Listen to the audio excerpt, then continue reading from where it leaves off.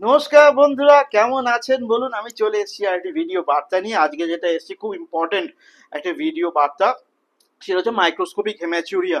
আপনি হয়তো routine urine culture করতে দিয়েছেন কোনো একটা পেচ্ছাপের সমস্যা হচ্ছিল বলে, কিন্তু দেখছেন যে আরবিসি বা মানে আপনাকে যেটা বলা হয় রেড ব্লাড সেলস বা লাল রক্তকণিকা অতিরিক্ত মাত্রায়, মানে more than 3 to 5 per high power field, যেটা আমাদের সাইন্টিফিক ভাষায় বলা হয় মেডিকেল টার্মিনোলজি, তার চেয়ে বেশি পাওয়া যাচ্ছে মাইক্রোস্কোপে। এবং সেটা কিন্তু বারবার পাওয়া যাচ্ছে। এটা একবার নয়, হয়তো অনেক মহিলাদের হয়তো পিরিয়ডস চলছে, তখন হয়তো ঠিক আছে, হতে পারে একটা কন্টামিনেটেড স্যাম্পল হয়ে গেল। তারপরও যখন চলছে না, তখনও দেখা যাচ্ছে যে মাইক্রোস্কোপিক হেমাচুরি, কোনো ইনফেকশন নেই, কোনো ইনফেকশন নেই, আর কিছু প্রবলেমই নেই বেসিক্যালি। ওনার পেছাবে রক্ত, প্রস্রাবে রক্ত বেরোয় না, এটাকে বলা মাইক্রোস্কোপিক হেমাচুরিয়া। কিন্তু এটা নেগলেক্ট করা উচিত না। অনেক সময় নর্মালি হয়, যেমন অ্যাথলিটদের হয়, বা আপনি যদি খুব ভারী দৌড়াদৌড়ি করেন, যাকে আমরা বলতে পারি যে অনেক অ্যাথলিটসদের খুব কমন এটা, তখন কিন্তু ওদের দেখা যায় যে ওদের ওই রক্তকণিকা পাওয়া যায়, কিন্তু ওদের কোনো প্রবলেম থাকে না। কিন্তু অনেক সময় অন্য কারণেও কিন্তু এই মাইক্রোস্কোপিক হেমাচুরিয়া দেখা যেতে পারে।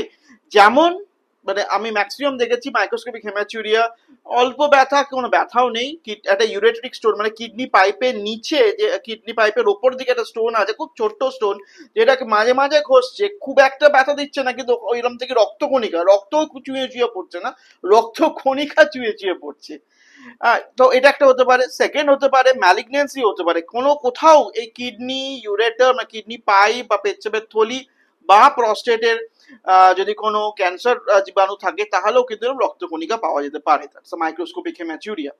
এছাড়াও অনেক সময় ইনফেকশন, যেমন অ্যাটিপিক্যাল ইনফেকশন, যেমন অনেক সময় টিউবারকুলোসিস বলতে পারেন। আজকালকার দিনে হয়তো খুব একটা কমন চেস্ট টিবি নয়, কিন্তু তবুও বলতে পারি জেনিটিভ টিউবারকুলোসিস, মানে কিডনি এবং ব্লাডার বা ইউরেটারে টিউবারকুলোসিস কিন্তু এখনো আমরা পাই, পেশেন্টরা পাই।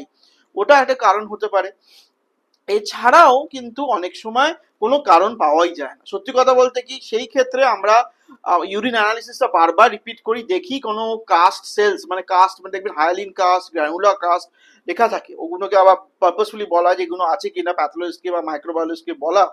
এবং সেকেন্ডলি তার কোনো ক্রিয়েটিনিন জড়িত কোনো রোগ, মানে ক্রিয়েটিন বাড়ছে বা ইউরিন ফর অ্যালবুমিন, যেটা ক্রিয়েটিনিন অ্যালবুমিন রেশিও যেটা আমরা দেখি, এসিআর, ইউরিন ফর এসিআর, যেটা হচ্ছে অ্যালবুমিন টু ক্রিয়েটিন রেশিও, সেটা দেখি।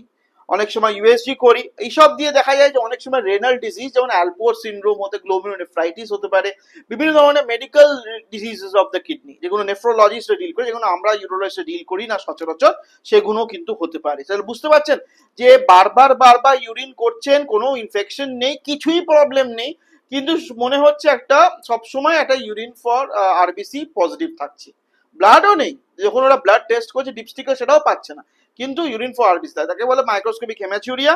এবং সেটা ম্যাক্সিমাম অর্থে কিন্তু অনেক সময় নর্মালও হতে পারে, কিন্তু আপনি সেটা কিন্তু নেগলেক্ট করবেন না, কারণ আপনি ইউরোলজিস্টের কাছে যান, উনি আপনাকে দেখবেন, আপনাকে দেখে দেখবেন যে আপনার কোনো স্টোন আছে কি, যেটা বললাম ইউরেট্রিক স্টোন আছে কিনা, কোনো ক্যান্সারের কোনো জীবাণু আছে কিনা, কোনো রেয়ার ইনফেকশন আছে কিনা, এগুলো খুব ইম্পর্টেন্ট।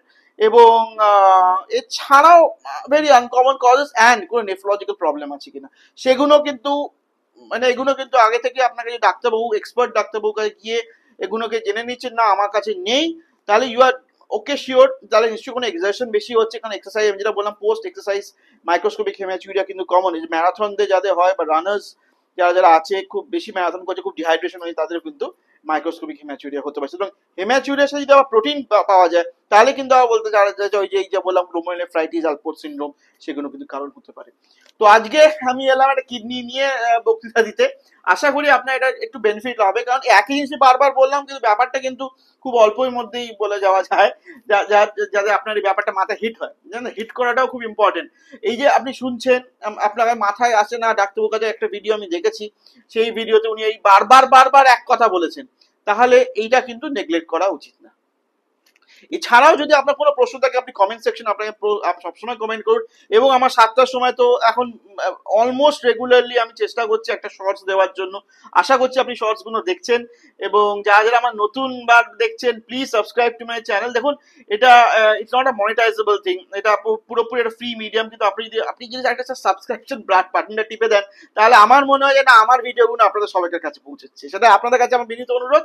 এছাড়া একটা প্রমোশনাল মেটেরিয়াল বলতে পারেন, যে যদি কেউ আমাকে দেখাতে চান, তাহলে আমার কলকাতা চেম্বারের নাম্বারটাও দিয়ে দিয়েছি।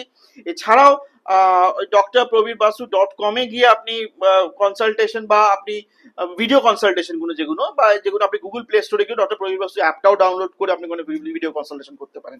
সব রকম ব্যবস্থা করা আছে। এছাড়াও আপনি কমেন্ট করতে থাকুন, আমি নিশ্চয়ই আপনার কমেন্ট কোনো উত্তর দেবো। এবং আজকের জন্য এইটুকুই রইলো। আবার আমি ফিরে আসবো, যদি আপনার কোনো বিশিষ্ট কোনো বিশেষ আপনার কোনো থাকে যে না ডাক্তারবাবু এটা নিয়ে আপনি বলুন, তাহলে নিশ্চয়ই আমার কমেন্ট সেকশনে বলবেন। নমস্কার, ভালো থাকবেন।